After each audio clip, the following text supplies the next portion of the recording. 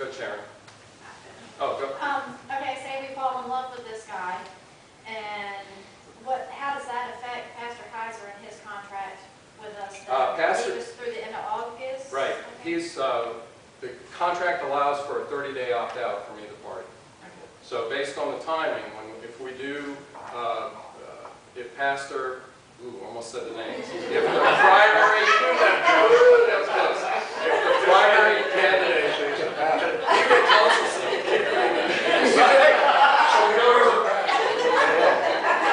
If the primary candidate agrees to this, when he is, when the council extends a call or extends an invitation to call, then we would have to start looking at the timetable associated with that, and then we would work the details as far as Pastor Kaiser.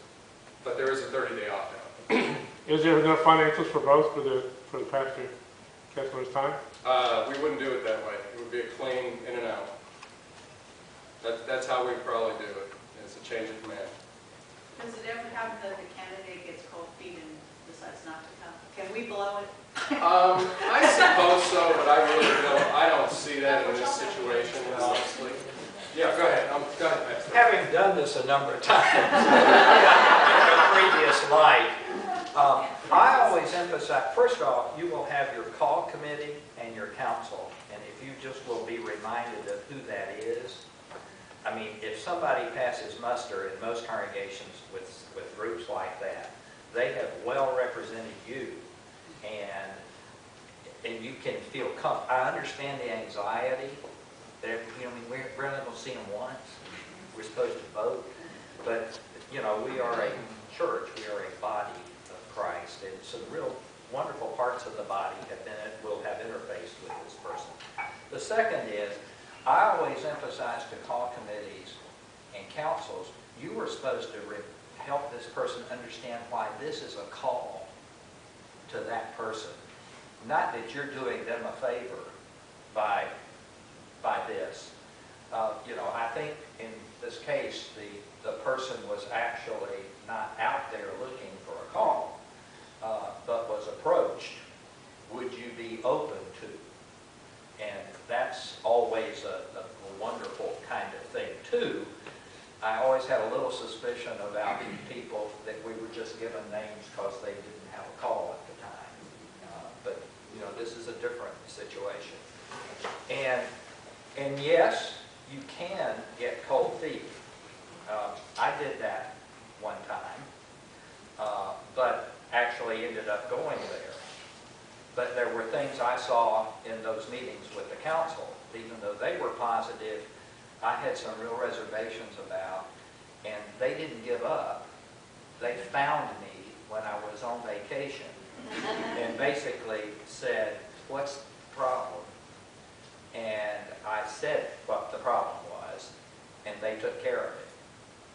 And the key in that instance was one man in that congregation who was a leader, but he wasn't on he wasn't either on the call committee or the council, but had been a person who had been a voting member at the national executive group. It's called differently in the LCA. But he like for 8 different terms served on like the National Church Council, wrote me with his own hand a note telling me that he was praying for me in this decision, and that he really felt the gifts match. You can tell it still touches me. And that sealed it for me. So, you know, be cognizant of how you present yourself to the candidate, even in a meet and greet where the person might be in here and just talking with you, and then have a chance to meet you one by one. I mean, it'd be sort of like a receiving line. Not a lot of chance, but you will get great sense of who that is just by being in their presence. Yes. So excellent. Yeah, thank you. And certainly that's what we've received as a call committee, having met with the candidate. It's just been a joy, and we've had that reciprocated, as Pastor has mentioned. We felt that kind of response from the candidate, and we've been more than fully open in terms of talking about Glory Day, who we are as heritage, and what kind of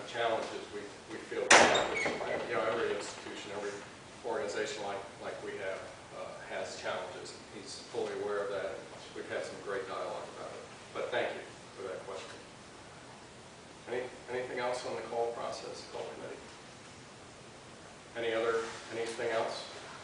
I'm open, however, yeah. I would just say too about the concern about, when the next interim ends. I mean, the norm in an interim is that you just serve until the time the new pastor comes. Right. This has been a little different because we sort of backfilled as far as my being here. But that's what, I'll go into this next one not knowing when it'll be done. I mean, sometimes it's a long time. But, Yeah, for example, Pastor Kieser is coming off of a 2.5-year Yeah. interim. yeah. So he was an interim for So 2.5 you years. could also feel comfort that you will have this person. I mean, should something not work out, it's not a matter that you'll have to have a third one. Yeah, we have options. We have options, that's a good point. Okay, you opened it up, and I don't want to take advantage of your generosity, but You got to save me at least 30 minutes to give you the finances, but go ahead. I have another concern. And it's a concern, and from my perspective, I think we all should have. I'm concerned with Sunday school. Mhm. I'm concerned that we don't have enough people to take seats in classes in Sunday school. Is there anything the congregation can do to help up the numbers? Yeah, they can attend. Stand up and be counted. Yeah, stand up and be counted. I'll look around and kind of lay that in everybody's lap. No, let me, Attendance is down, Joe. yeah. Yeah. But I guess, yeah, we can attend. That's important. But here, I think it's a complex question because if you look at the history of Sunday schools, there was a purpose behind it because there were no other opportunities, and it was focused on trying to educate, okay? I think we have a lot of opportunities in this congregation outside of Sunday school. So notwithstanding the transition that we've had and the kind of, the way that might affect people, I feel that the congregation is getting the education, the Christian education that they need through other venues, like Daybreakers, like Men's Breakfast, like Bethel, like Wednesday night Bible study, like the youth group opportunities that Peggy and the advisors have created. So what I'm saying is, it's a complex question because I kind of feel that Sunday school doesn't have that same, we don't have that same need. Okay, now put that to the side for a moment. I feel that we have to have a better Sunday school program. So I'm in agreement with you. And we are going to try to make adjustments to that, both in terms of personnel and perhaps in terms of energy. But I suspect that really the new pastor is going to have to put his hand on Sunday school and bring whatever of his gifts to that process in order to bring us to another level. So the quick answer is, we've talked about it extensively at council. I have Carolyn Campbell, who's in charge of that particular area as the ministry shepherd, and she and I have talked a lot about options and the kind of things that we might be able to do to revitalize that, and we're going to work that.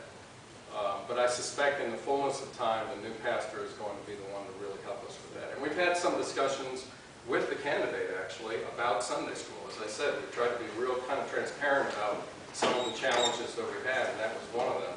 And he kind of gave us his philosophy on, well, this is how I've done it. And so he obviously has a methodology as to how he feels. And it sounded like his Sunday school was pretty strong. So again, that's why I'm saying I think we're going to try to do what we can, and then that new pastor's going to come in, and we're going to rely on him to give us some direction in that regard. I agree with you wholeheartedly. But it's not as simple as black and white, Just because you don't have high numbers in Sunday school, do we have a better program, or are we not meeting the needs of the congregation?